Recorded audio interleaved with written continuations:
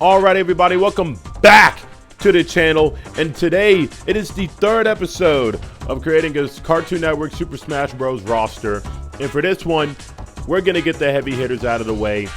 Number one, representing the anime pack, the mascot for the anime pack, it is Tom, the mascot of Toonami. If we were gonna throw in an anime pack, it had to be in here. Tom had to be number one. I was thinking Goku, I was thinking Naruto, I was thinking Luffy. But above all else, people remember Toonami, not just for the anime, but for Tom. What would his moveset be? I genuinely have no fucking idea. Just use your imagination. 100% Tom was going to be in this, no questions asked. Coming up after Tom, we have Vash the Stampede. I know absolutely nothing about, you know what? We're just gonna knock out the characters I have no knowledge of, and people can just use their imagination. Vash the Stampede, Sailor Moon. I know who Sailor Moon is. I just don't know what the fuck she does. All right, everybody, let's just calm down. I know what she is. I just don't know what she does. I don't even know how to pronounce this guy's name, but here's a picture of her, a video of him on the screen. Yusuke and Spike. All right, I know what Cowboy Bebop is too, and I know what Yu Yu Hakusho is too. I just don't know what those characters do. Use your imagination, because I'm not going to, and I'm too lazy to do the research because I was too busy doing research for Cartoon Network characters that I already knew about. Next up, we got Itachi Uchiha from Naruto. No, he is not the only Naruto character in here, but god damn it, I would be mad if I didn't throw Itachi in here. It was either going to be Naruto and Sasuke, or Naruto and Kakashi, or Naruto, and a very under the radar pick, I was going to throw Jiraiya in this motherfucker, but Itachi made the list. Do you know why? Because the fan base would probably never forgive me if I didn't. Plus, I really like Itachi. He's not my favorite Akatsuki pet person. It's probably Gatara. But I understand Itachi has much more of a fan appeal, despite only being in like 20 episodes out of like 500. It's crazy. Following up Itachi, staying in the same franchise, it's Naruto. It wasn't going to be anybody else. I picked 6 past Sage mode Naruto because Baron mode Naruto, whatever the hell you want to call it, or adult Naruto, I'm not really rocking with him. We're picking 6 past Sage mode Naruto. I think that is the best version of him, without a doubt, hands down, especially design-wise. I mean, Sage mode Naruto comes pretty close, but I think it's pretty cool too.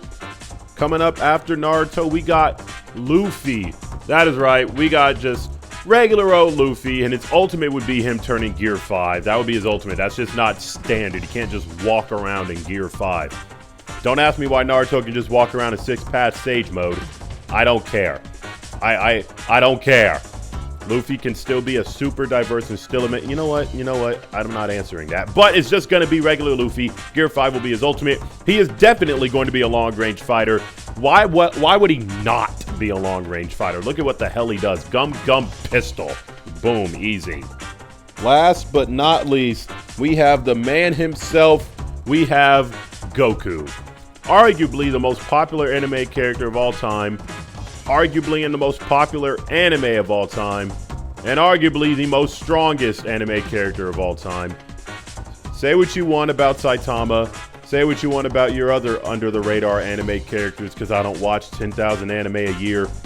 It's Goku. It will never not be Goku.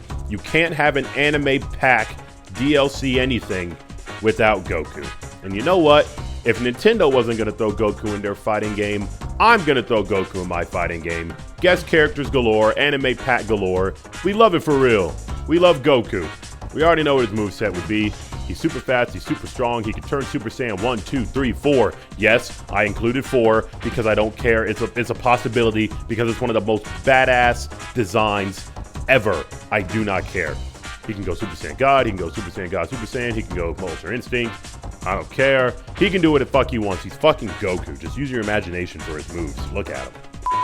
Next up, I'm going to finally introduce the 12 stages that I have picked.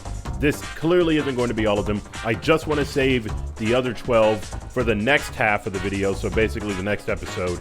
But these are the first 12 that came to mind, and trust me, I have like 50 on I have like 50 on this paper, so we're not running any short.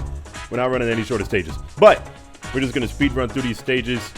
Let me know what stages you want to see, because maybe there are some that I missed that you got. But anywho, we have the Park from Regular Show, a very obvious pick.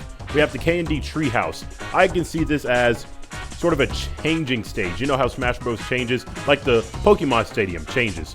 I could think of this, you could change from number 1's room to through 3, 4, 5. Yeah, cool. Changing stage. Next up, you have the city of Elmore. I was thinking what an alternate stage as well, but I don't really have an idea in mind. So I put Elmore in general, but the specific spot I was thinking of would probably be either the school hallways or just right outside Gumball and Darwin's house. Like a platformer? I don't know. Let me know if y'all have any ideas down below in the comment section. Next up, I have the Candy Kingdom, obvious. Then we have the Nidosphere, possibly the Nidosphere. I really like the idea of the Nidosphere. I like underworld sections. I like underworld/hell type sections in video games. I love it. Gotta throw the underworld in there. Next up, you have Titan's Tower. Super obvious. You can either have that inside or outside. Titan's Tower gotta be in there. You can have Nowhere, Kansas, which is where Courage is from. Literally just have the house in the middle of nowhere. You can have cameos of the Courage villains in the background. That would be cool. That's my number 1 if I had to pick one thing to be in here. Next up, you have Duck Dodger's ship. Kind of like how you could fight on top of Fox's ship in the old Smash Bros. Games. This is it, except you're fighting on Duck Dodger's ship. Next up, you have the Forest from Looney Tunes, a super iconic site.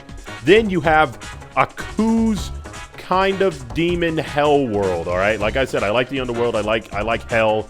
That's a setting, not as a place for real, but as a setting in video games. Don't crucify me. But it's a cool background. It's a cool backdrop. Next up, you have another changing, what's it called? Setting, CN City. If you really don't want to have all these city maps, you can just throw them all in one, because that's what CN City was. The entirety of every single Cartoon Network show at that moment in time in one big city. That's just my one big idea if you really don't want all these city maps. Next up, you have Stormalong Harbor from the Marvelous Misadventures of Flapjack. I think that's a pretty cool idea. I think that's a cool setting. It'd be one of those small stages. You can either make it small or you can make it big. You'd definitely have to have Bubba the Whale as a platform. Or she could just fuck with you in the water. Who knows? Who cares? And last but not least, you have Gotham City from Batman. Super iconic. Probably the most iconic city in any city in terms of fiction. I'm not going to lie to you. It's probably the most iconic city, and it's got to be a stage.